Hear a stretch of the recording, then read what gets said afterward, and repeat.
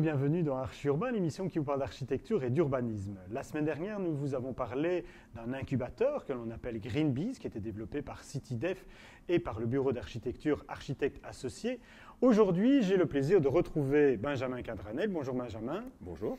On va parler de la deuxième partie du développement et pourtant c'est un peu un tout au départ. Hein. C'est de construire presque une ville.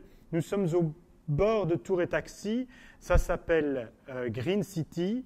C'est quoi? C'est une nouvelle ville verte à Bruxelles? Oui, c'est vraiment un quartier durable et aujourd'hui CityDev essaye de concevoir des projets vraiment à cette échelle-là. On est sur un peu plus de 4 hectares qui vont à la fois mêler les fonctions résidentielles avec de la mixité sociale aussi, puisqu'il y a plusieurs types de résidents, des logements sociaux et des logements moyens acquisitifs, et aussi les fonctions économiques avec cet incubateur, avec ces ateliers de production, et puis les équipements qui sont nécessaires. Il y a déjà beaucoup d'écoles dans le quartier, mais il manquait des crèches, des espaces publics, du commerce. Donc déjà, ça c'est une philosophie qui est assez durable, puisqu'elle veut regrouper dans un seul ensemble harmonieux tout ce qui fait les fonctions de la ville. Et c'est pour ça que ces projets-là, chez CityDev, aujourd'hui, on les appelle toujours City quelque chose. Ici, c'est Green City parce que la dimension durable se retrouve vraiment dans tous les éléments du projet de manière assez pionnière.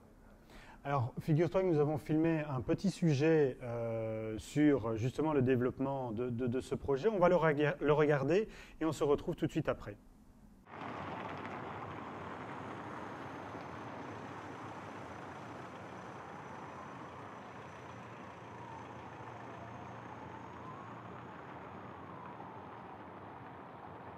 Le projet Tivoli est le plus gros, le plus important projet que CityDev, ex-SDRB, ait monté.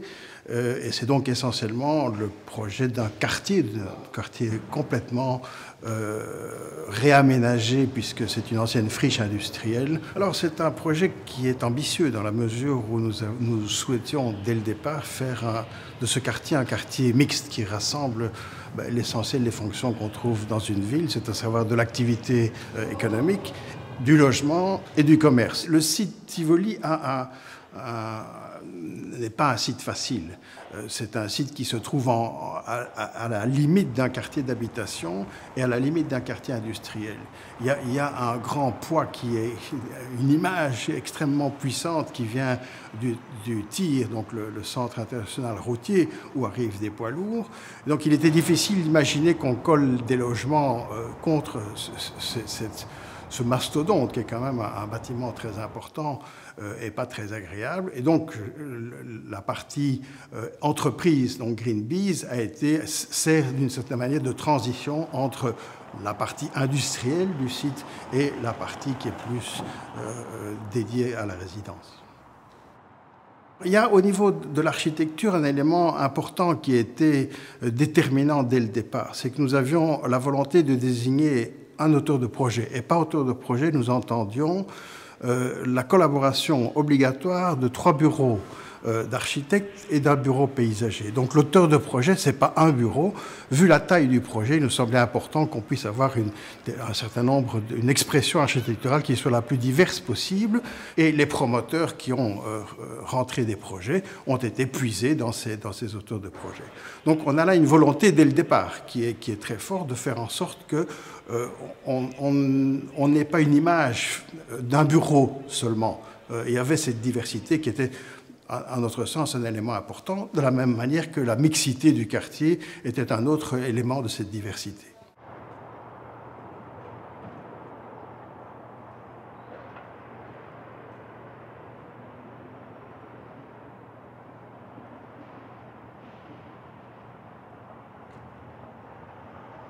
Au départ, le travail qui a été conduit, c'était notre volonté, c'était de faire un plan de lotissement, avoir un permis de lotir, et donc définir un certain nombre des règles ou des contraintes qui devaient être poursuivies et à travers lesquelles le projet devait s'élaborer. On a fait appel à un bureau d'études qui était désigné, en l'occurrence le bureau MSA. On a fait un très bon travail avec Benoît Moritz pour pouvoir générer un schéma de développement, puisqu'on imaginait tout de suite se retrouver avec des centaines de logements et des milliers de mètres carrés d'activité économique. Et là, par rapport à ce schéma de développement, il y a un travail de maturation, connaissance du quartier, de dialogue avec les riverains. On a passé plusieurs soirées pour rencontrer les riverains, qui étaient très fertiles, dans la mesure où on était vite convaincus de grandes options qui ont été prises dans le cadre de ce schéma de développement. Et donc on a avec MSA construit ce permis de lotir en veillant d'une certaine manière à faire en sorte qu'on rentre dans un canevas urbain, dans une trame urbaine qui soit relativement classique et qui corresponde le plus possible au quartier environnant. Donc ce sont des îlots, des voiries, des îlots qui sont des îlots, et je me suis beaucoup battu là-dessus parce que ça me semblait dans ce quartier important, des îlots qui sont physiquement fermés mais qui sont visuellement ouverts.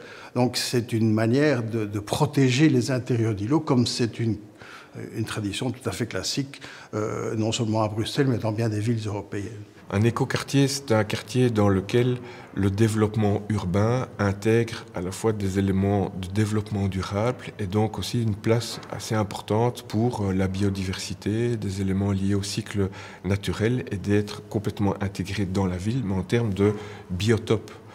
Et donc, tu développes en fait pas juste de la brique ou des gens qui travaillent, mais tu développes des lieux de vie. Et donc, c'est une approche qui est sensiblement différente, qui est plus humaine, qui est plus globale. Il est évident que le cahier de charge était extrêmement précis sur ce que nous voulions. Et un des éléments constitutifs du projet, et qui est très nouveau à Bruxelles, c'est que nous avons imposé une proportion de logements sociaux de 30% sur la totalité du quartier. Et plus que ça, il fallait que dans chacun des îlots, il y ait 30% pour éviter qu'on ait un îlot qui soit totalement logements sociaux. Donc on voulait que les îlots soient le plus mixtes possible. Alors, il y a des équipements, il y a 1000 mètres carrés de commerce qui sont prévus à la jonction de l'ancien quartier, du quartier historique, Tivoli, je dirais, et du nouveau quartier, pour faire la charnière entre les deux quartiers. Et il y a, c'est un élément important aussi, 2 crèches de 62 enfants qui couvrent quasiment 2000 mètres carrés. Et un espace vert, qui était une des contraintes les plus importantes du site, puisque sur cet espace vert, il y avait 2 platanes d'Orient qui sont sur la liste de sauvegarde, qui sont des arbres assez énormes et qu'il fallait maintenir. Donc on a là un poids autour duquel on a dû tourner d'une certaine manière et aménager le quartier pour qu'on respecte et qu'on profite. C'est à la fois une charge, mais c'est aussi évidemment un élément qui a construit le projet. L'eau est un élément important. On a veillé à faire en sorte que l'eau soit présente, qu'on voit l'eau, je dirais, à tous les étages, puisqu'elle est à la fois en toiture, mais elle est aussi dans les intérieurs d'îlots, dans les jardins, et elle est dans les voiries, puisqu'on a conçu les voiries avec des nous, ce qui est évidemment très, très nouveau pour Bruxelles. Et autre élément très important, un travail très, très pertinent, je trouve, sur l'énergie. Notre objectif, c'est de faire en sorte que l'énergie ne soit pas simplement un mot, ou ce ne soit pas simplement de la chaleur qui arrive dans les immeubles, mais de la rendre visible. Premièrement, à travers un circuit de chauffage urbain, mais avec aussi une visibilité de la production de cette chaleur. Les chaudières sont dans un local qui est visible de la rue. Il y aura un certain nombre de paramètres qui sont en permanence affichés. Et il y a sur la toiture de l'immeuble en dessous duquel se trouvent ces chaudières, en toiture, il y a une serre qui va récupérer un certain nombre de gaz imbrûlés et de gaz venant de ventilation qui alimentent tous les logements, de telle manière qu'on puisse montrer quels sont les effets de la chaleur. Ça produit de l'eau chaude, mais ça produit un certain nombre de gaz aussi, et qui ne sont pas nécessairement des catastrophes qu'on peut réutiliser.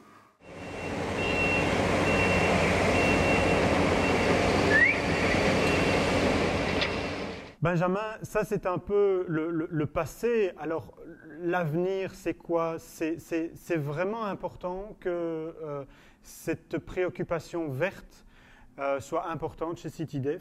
Oui, mais vraiment toutes les composantes du projet sont importantes dans la logique de durabilité. Il y a évidemment les performances énergétiques, et ça depuis 2009 on est très attentif à ça. Ici on va plus loin puisque 35% des logements sont carrément zéro énergie. Il y a l'idée de montrer aux gens que cette technique exemplaire, elle leur sert à eux aussi. Ils consomment moins d'énergie, ça c'est une première chose, mais ils peuvent utiliser ces buanderies communes qui sont alimentées par l'eau de récupération des bâtiments et l'électricité qui est produite par les panneaux photovoltaïques. Donc c'est quelque chose qu'ils doivent mettre en moins dans leur logement. C'est aussi un endroit où les gens peuvent se rencontrer, donc il y a un élément de cohésion sociale. Il y a l'idée aussi de cette ville compacte, cette ville des courtes distances, où on peut habiter un quartier, éventuellement aller y travailler, fréquenter les commerces, mettre ses enfants à la crèche, mettre ses enfants à l'école. Tout ça, c'est une volonté durable qu'on essaye de plus en plus à CityDev d'intégrer dans tous nos projets, dès qu'on a une envergure suffisante pour le faire.